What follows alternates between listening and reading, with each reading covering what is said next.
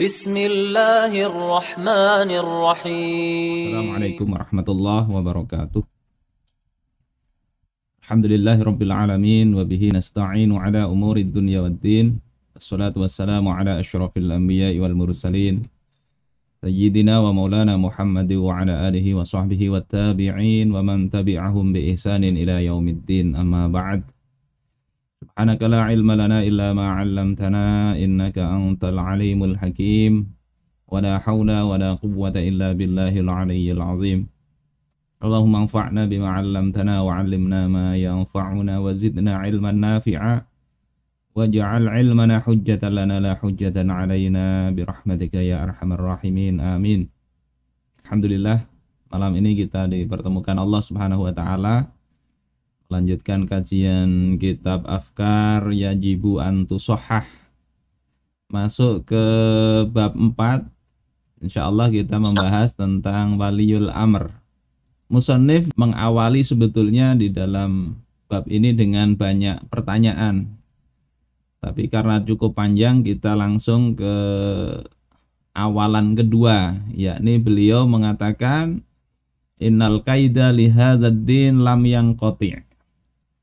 Bahwasanya tipu daya untuk menjatuhkan agama ini itu tidaklah terputus. Munzu an bazagha fajru hadzal din. Sejak munculnya fajar agama ini, sudah mulai musuh-musuh Islam itu untuk lakukan berbagai tipu muslihat. Waqta sahal batila wa dafanahu. Dan sejak Islam itu menyapu bersih kebatilan dan menguburkan kebatilan itu, maka pendukung kebatilan itu mereka tidak senang dengan kemenangan agama ini. Dengan masuknya kaum muslimin ke dalam agama ini secara berbondong-bondong, maka Abdullah bin Ubay bin Salul dan orang-orang yang Allah katakan terkait mereka itu misalnya walladzina takhadhu masjidan dirara, orang-orang yang membangun masjid dirar, kaum munafik. Itu mereka senantiasa melakukan muamarah, konspirasi untuk menghancurkan agama yang mulia ini. Padahal Rasulullah Shallallahu Alaihi Wasallam waktu itu beliau menjadi pemimpin yang adil, adil secara mutlak. Dengan kebersihan beliau, dengan kekuatan dan kejujuran beliau, dengan keikhlasan beliau itu ada di tengah-tengah mereka. Tetapi kondisi ini tidak menjadikan orang-orang yang hatinya ada penyakit itu untuk berhenti membuat konspirasi, membuat makar untuk memelencengkan agama ini. Nah, kondisi ini kata musannif berlanjut sampai runtuhnya khilafah. Dan mereka menduga bahwasanya agama ini telah berakhir. Sudah selesai, sudah tamat, sudah mati dan sudah dikuburkan. Tetapi mereka tidak berhenti. Sehingga ditambahlah makar mereka itu, khodi'ah mereka itu, penipuan mereka itu dengan ahlul kufur itu membentuk ya, lewat agen-agennya dan para pengkhianat untuk memimpin umat ini setelah mereka membagi-bagi umat yang besar, yang luas ini menjadi kerat-kerat kecil dan mereka membentuk batas-batas wilayah negara yang kecil-kecil. Ini kalau kita lihat, ini tambahan dari saya, Inggris itu dulu menjajah negeri kaum muslimin dan juga negara yang lain termasuk Amerika, itu dulu jajahan Inggris. Ada 90 negara. 33,7 juta kilometer persegi ini jajahan Inggris. Sehingga ada ungkapan the sun never set in the British Emperor. Matahari tidak pernah terbenam di dalam wilayah jajahan Inggris, saking luasnya. Prancis ini yang juga jajahannya sangat luas. Nah, sebelum khilafah runtuh itu mereka sudah bikin perjanjian ya, pasca Perang Dunia Pertama, ya, perjanjian antara Inggris, Perancis dan Rusia tahun 1916 untuk membagi-bagi, mengerat-ngerat wilayah kaum muslimin. Ini peta Sykes-Picot warna yang agak merah ini dimiliki Inggris, yang warna hijau ini miliknya Rusia. Rusia sebelum revolusi Bolshevik, ya, karena setelah revolusi Bolshevik mereka nggak mau. Kemudian yang warna biru ini adalah dikuasai oleh Perancis. Pasca Perang Dunia Kedua, itu mereka merasa nggak bisa dipertahankan penjajahan itu secara militer. Akhirnya mereka ubah dengan cara memberikan kemerdekaan, membentuk yang kata musonif tadi, kepingan-kepingan kecil negara-negara kaum muslimin, dan mereka ingin mengokohkan penjajahan itu. Bagaimana agar kokoh? Maka kata musonif itu mereka menggunakan dalil-dalil ketaatan kepada ulil amri yang sudah dikerat-kerat lebih dari 50 negara itu supaya tetap terkerat-kerat. Dan masing-masing itu bisa tunduk kepada keinginan negara-negara penjajah tersebut. Nah, ayat-ayat yang dipakai, ini misalnya An-Nisa ayat 59, A'udzubillahi minasyaitonirrajim. Ya ayyuhalladzina amanu athi'ullah wa athi'ur rasul wa ulil amri minkum. Wahai orang-orang yang beriman, taatilah Allah, taatilah Rasul, dan juga ulil amri di antara kalian. Ini kemudian dijadikan sebagai alasan agar tetap ya tunduk kepada penguasa-penguasa yang sebagian besarnya adalah loyal kepada penjajah itu. Kemudian hadis ya diperkuat dengan hadis riwayat Imam Muslim misalnya, man atakum wa amrukum jami' ala rajuli wahid. Siapa yang datang kepada kalian sementara urusan kalian itu bersatu pada satu orang lelaki, yakni dipimpin oleh satu orang. Yuridu ayyashqa aswakum. Dia ingin mematahkan tongkat kalian, yakni memecah belah keutuhan negara kalian. Au yufarriqa jama'atakum, atau memecah belah jamaah kalian. Faqtuluh, maka bunuhlah dia. Sehingga akhirnya rakyat itu harus tunduk kepada pemimpin-pemimpin kecil yang dibentuk ya, diberikan dalam tanda petik kemerdekaannya tadi. Juga diperkuat dengan hadis riwayat Imam Muslim misalnya, man naza'a yadahu min ta'ah.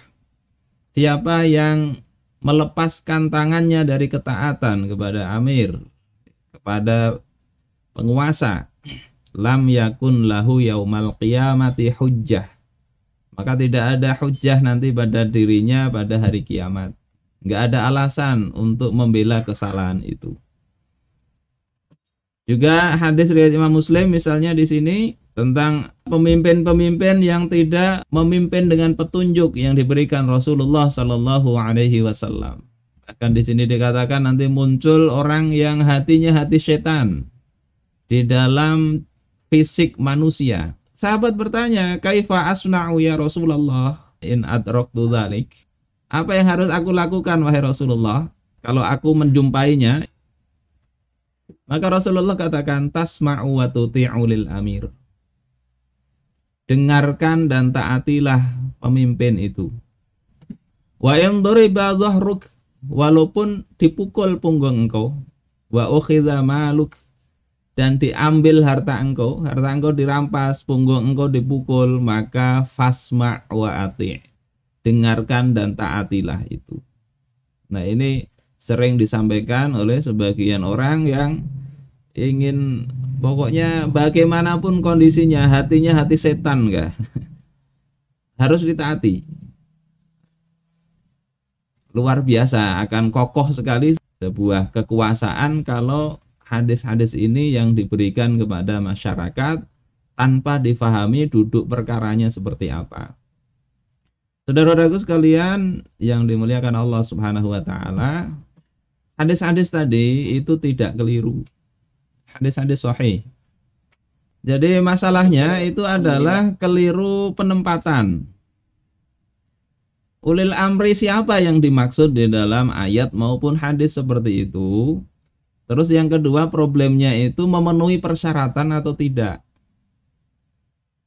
Nah, ini dibahas di dalam kitab ini. Kemudian ini saya tambahi batasan ketaatannya itu apa? Apakah mutlak atau ada batasannya? Ini insya Allah kita bahas. Pertama terkait orang dan syaratnya. Ini panjang lebar beliau bahas ya. Saya cuma ngutip ujungnya saja. Wa khulasatul qaul. Ringkasnya anna waliyal amri asyar'i, bahwasanya waliyul amri yang syar'i yang wajib ditaati, yajibu ayyakuna, wajib memenuhi syarat-syarat ini. Yang pertama muslim. Yang jelas di dalam ayatnya kan, setelah menyebut ya ayyuhalladzina amanu, wahai orang-orang yang beriman, taatilah kepada Allah, kepada Rasul, kemudian wa ulil amri, dan ulil amri minkum, dari kalangan kalian. Sehingga syaratnya pertama ini muslim, bukan ulil amri minhum atau min ghairil muslimin. Ini enggak ada perbedaan pendapat. Kemudian baligh, enggak anak kecil enggak sah jadi pemimpin. Kemudian akil, berakal, merdeka dia. Kemudian adil, ya, tidak zalim. Adil di sini maknanya juga menerapkan hukum Allah Ta'ala. Yang keenam laki-laki.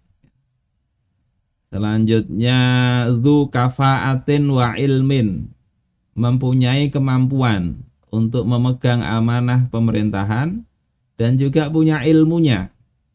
Sehingga orang yang nggak ngerti pengetahuan apapun, nggak punya kemampuan, nggak sah dia jadi waliul amri yang wajib ditaati ini. Yang kedelapan muwatinan, dia harus menjadi warga negara walaupun bukan warga negara asli, sehingga dia ya harus hijrah, pindah ke negara yang dia menjadi pemimpin negara tersebut. Kesembilan salimul hawas, indranya itu sempurna, bukan buta, bukan tuli. Nah, ini ada ikhtilaf di kalangan para ulama. Ya, sebagian ini dimasukkan ke poin ketujuh yang dzu kafaah, punya kapabilitas. Kalau dia nggak melihat, nggak mendengar, kan nggak punya kapabilitas. Yang 10 wa alla yatluba al-imarata li nafsih. Dia itu bukan orang yang meminta kepemimpinan untuk dirinya sendiri. Ini ikhtilaf ya, sebagian ulama tidak memasukkan di sini. Sehingga orang yang dia sangat ambisius keluar dari kewajiban mentaatinya. Ini sebagian ulama begitu. Yang saya warnai ini biru ini ada ikhtilaf ya. Kemudian yang 11 yufaddalul Quraisy, diutamakan orang Quraisy. Ini juga ikhtilaf nomor 11. Jadi orang-orang ketika dia menjadi pemimpin yang syarat-syarat ini terpenuhi, maka